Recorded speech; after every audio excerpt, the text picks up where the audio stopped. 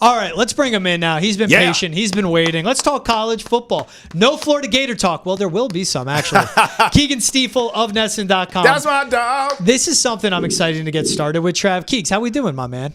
Doing all right. If you make me talk about the Florida Gators, I'm leaving. I'm not doing it. I will talk Florida Gators. All right. But I will talk about who I'm watching matching up with the Florida Gators. So, something we want to get started, and college football nerds like us, we love to spend our Saturdays, even when it's sunny, 70 and sunny, in October, New England, when you should be outside, we're inside watching it. My wife's thrilled, George. She loves that. Every beautiful Saturday we've been getting, Daddy's at home watching college football. My favorite question from my girlfriend, it's not Sunday. Why is there football on? She hates it. They don't know that we're in the midst of like 85 straight days of football. I love it. Beautiful. And we have a great weekend of matchups coming up. Yes. But one thing we're going to get started, we're going to do it every week on the show, which I'm excited about. We're going to have Keegs on, and we're going to talk the prospects that the Patriots fans should be watching for. Yep. And people always go, why do you watch college football if the product's not good as the NFL? These are the guys that will be in the NFL one day. Yeah. On top of the pageantry and the madness. But Keegs, let's start with, you always are going to bring in a few guys for us to watch on Saturdays, and for the fans listening and watching, who's someone they need to be watching this Saturday? I'm gonna get this started hot with some offensive line talk. And I know my guy George loves talking offensive line. Wake me up when you guys are done. But on a serious note, if there's one thing that needs to be fixed in New England, it's the offensive line. Yes. And there's a guy playing this weekend against one of, they're not quite what we thought they might be coming into the season, but offensive tackle Will Campbell out of LSU is a dude, and he is playing the Alabama Crimson Tide this weekend. Big weekend for him, for the draft, for the Patriots, to see whether or not they want to bring this guy in. He's going to be an early first-round pick. Do the Patriots really want to lean that way? I'll get more into it, but I'll give you a little scouting report on Will Campbell, because the strengths, there's a ton of them. 6'6", 325 pounds.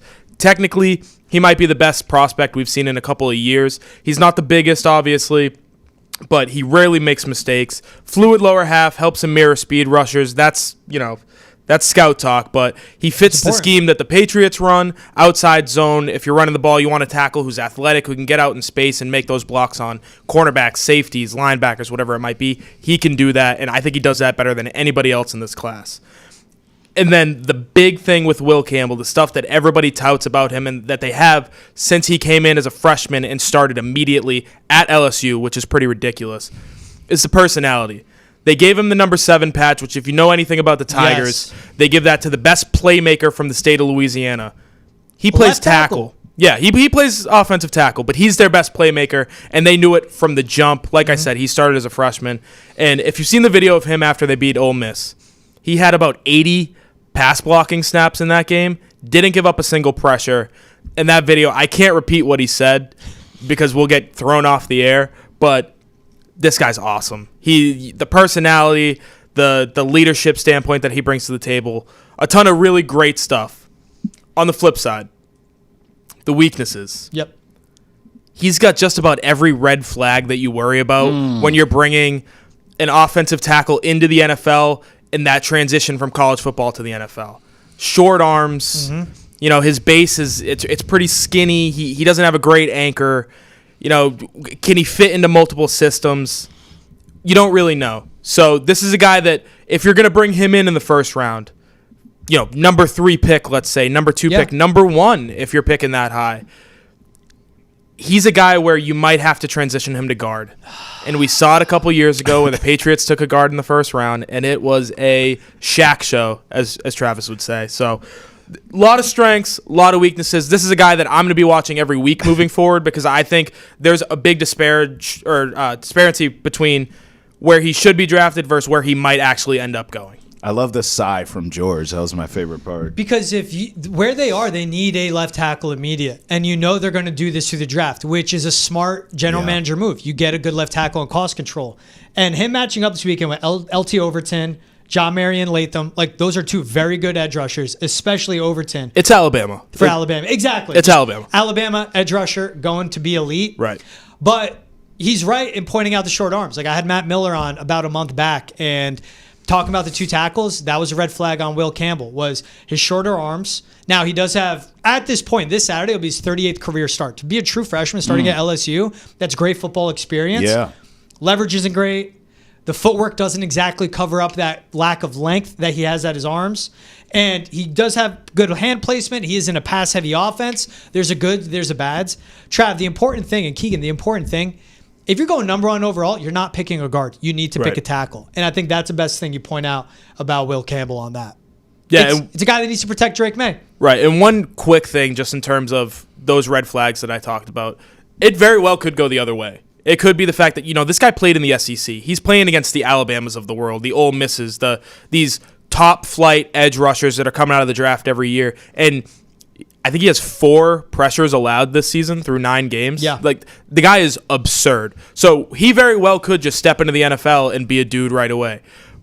But the problem with these red flags is that when they pop up, teams will either pass right over them because they see stars in their eyes, they love the way this guy leads, whatever, and then he comes in, they got to move him to guard, or they flag him, they don't take him, they either trade back, they take a different tackle, or they take a different position entirely, and then he's a 9-year All-Pro, and he ends up walking into the Hall of Fame. So Patriots. A very volatile player, Will Campbell. Yeah, and especially they're going to be picking top 3, possibly top 2. Yeah. We'll see when the board is set.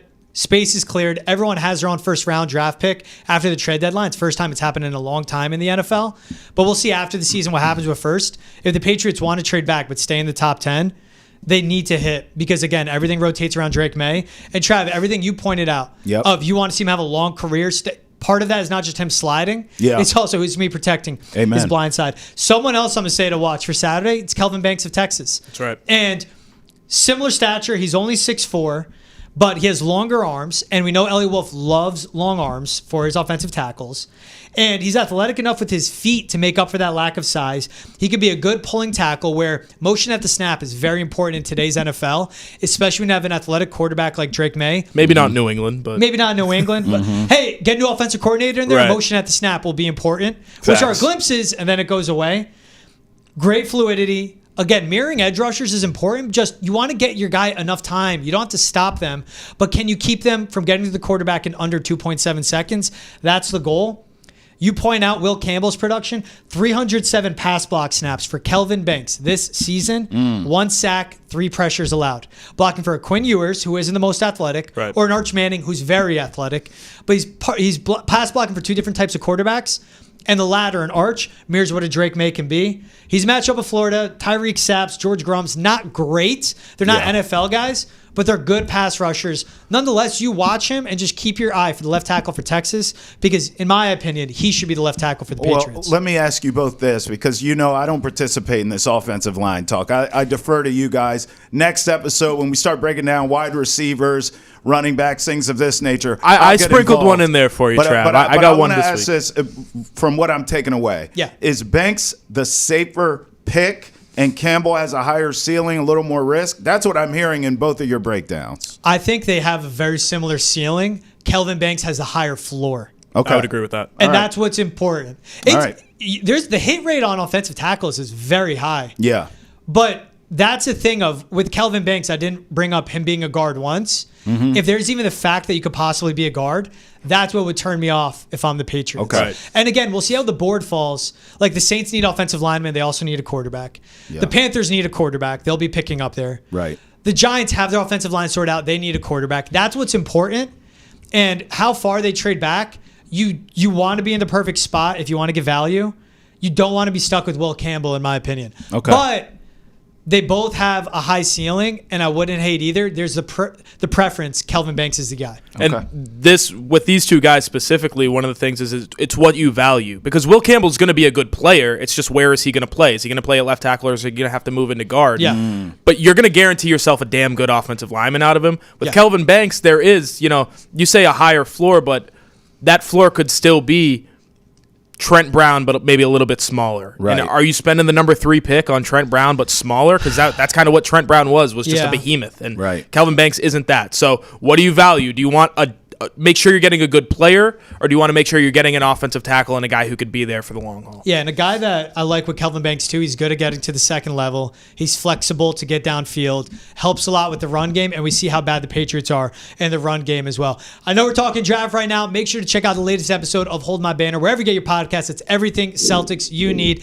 That is Hold My Banner, hosted by Travis Thomas, hosted by Ante Campbell. Great time right now to be a Celtics fan to the start they're off to, but also they'll be talking as well. You know it. What is up with Jaylen Brown and that hip, but also how did Jason Tatum look against the Warriors in that rematch? That's wherever you get your podcast, Spotify, Apple, Amazon Prime, and on Nesson's YouTube page as well. Trav, I wasn't going to bring Keagan on without helping you. Keegs, who's a receiver you want to watch? God. I said, I got you, bro. I got you. I told you I had you, Trav. It's not one of the big names, though. But there we go. He's a damn good receiver, and he's a really fun player to watch. Wide receiver Ricky White out of UNLV. Okay. I'm just going to bring one quick stat to you, Trav. All right. 4 punt blocks in the last 2 years, 3 of them in the first 3 weeks of this season. He's a game changer. This is a guy who could come in immediately and contribute. Is he going to be your number one wide receiver? Maybe not. 6'1", 190 pounds, average size, but he's versatile. This is an XYZ kind of guy. You can put him in the slot. You can put him outside. You want him running that backside slant in the red zone, he can do that too. Mm-hmm. He can do a little bit of everything in an offense. And is he like a Marcus Jones where you just throw him the ball and let him run around like we did a couple years ago here in New England? No, probably not. But he's a guy who you can put at any position on the offense, and you can trust that he's going to give you a good route. He's going to get open, and he's going to, at times, break one open. So really fun player to watch. Maybe not a guy who's going to get drafted in the first, second, or third round, but a day 3 pick who can bring value on special teams. And my brain has been brainwashed by Bill Belichick because I saw this guy, and I was like, oh, Bill's going to love him. Bill's working for Underdog Fantasy at this point. So, unfortunately, maybe one suitor is gone, but I know somebody in the NFL is going to love him, and a lot of guys in that building at One Patriot Place who learned from Bill Belichick and might value these things more than other teams. I think it's important. You say he's 6'1", 190. Elliott Wolf's profile is a 6 foot, 200+ pound receiver. You put weight on him, and this is a guy that splits time between 65% lining up out wide, 35% in the slot. He's good down the middle. He's good deep down the field too, especially left middle part of the field. You want receivers over the middle because that's Drake May's favorite place to throw the ball. But a guy like him with his versatility, and he's bigger, you hear a speedster, you hear someone like that, I'm wondering, well, they have Pop Douglas, so they need another? No, he's a complementary piece. And Trav, look, this draft, and to our listeners too, but as you can tell, I always have to talk Trav into listen, this is the plan of the draft. This is the vision. The Patriots draft will go tackle in the first, playmaker in the second, possibly playmaker again in the third, or edge or corner. I think they need to walk away with 3 playmakers in this. If it's 2 receivers and a tight end, receiver, running back, tight end. If it's 3 receivers, I don't care. They need to accrue bodies and figure out who works because that receiving room is really bad. You're not bringing Tyquan Thornton back. You're not bringing KJ Osborne back, but you need immediate impact guys. And a value pick like a Ricky White, if he can be on there, get you 5 catches a game, can get you 40 yards, can be a consistent chain mover at that floor, and be a contributor on special teams where they need help as well, as we've seen, that could be a big ad. I like that pick, Keegan. Never heard of him before until you texted me about him, and I do like what I see from Ricky White at UNLV. Think about what Kayshon Boutte has brought to the table in year 2. Obviously, his rookie year struggles, but he's just been a dependable receiver who they've thrown around in a bunch of different spots. You can use more than just one of those guys. And with the added special teams value, I know no one else in the world probably, it's definitely in this room, cares about it. No. But I do. It's a big thing that these teams value because you need to fill out those special team spots. It's just Ebony and Ivory, Trav and I. Yeah, I need a game breaker. I don't care about special I don't teams. care, man. I'll be honest. What's his 40? Who's your guy? You could draft a whole offensive line. I'm good with that. But you better overspend and get some receivers in here. Fine. I'm Love fine it. with that plan. Yes. I wanted them to trade for T. Higgins. I'm good with that. I wanted that to happen. They didn't do it. They also tried, and these guys, for whatever reason, just uninterested. So we've talked about it. It's a conversation I'll never go.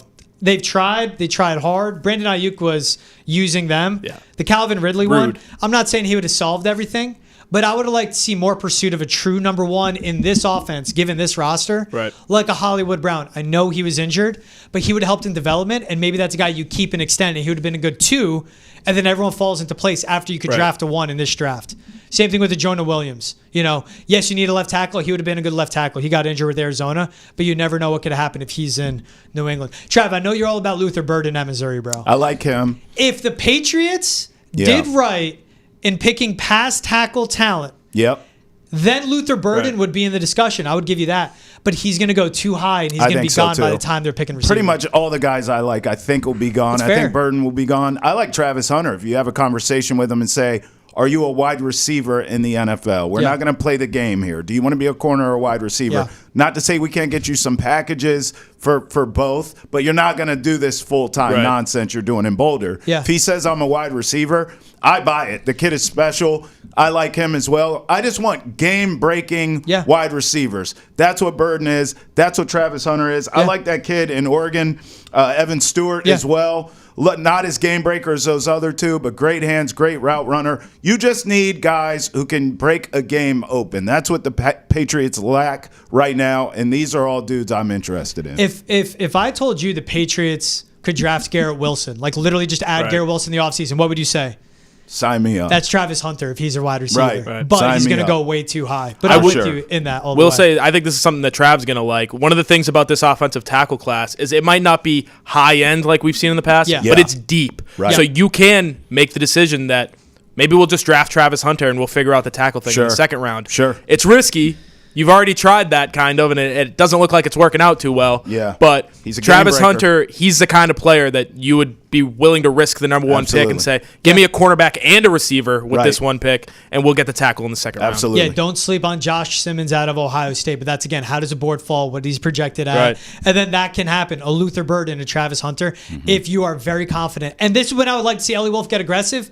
Trade back into the first. Don't leave it up for chance. Trade away a second, a future one. I don't care. And get your tackle now. Reach for Josh Simmons, but if you would have taken him in the second anyway, but you get him end of the first and everything falls, you get your tackle, you get your receiver, you have your quarterback. This guy coming off an injury, you can take advantage of stuff like that. That is true. That's right. That is true. Hey, he's Keagan Stiefel Keeks. Appreciate you stopping by, man.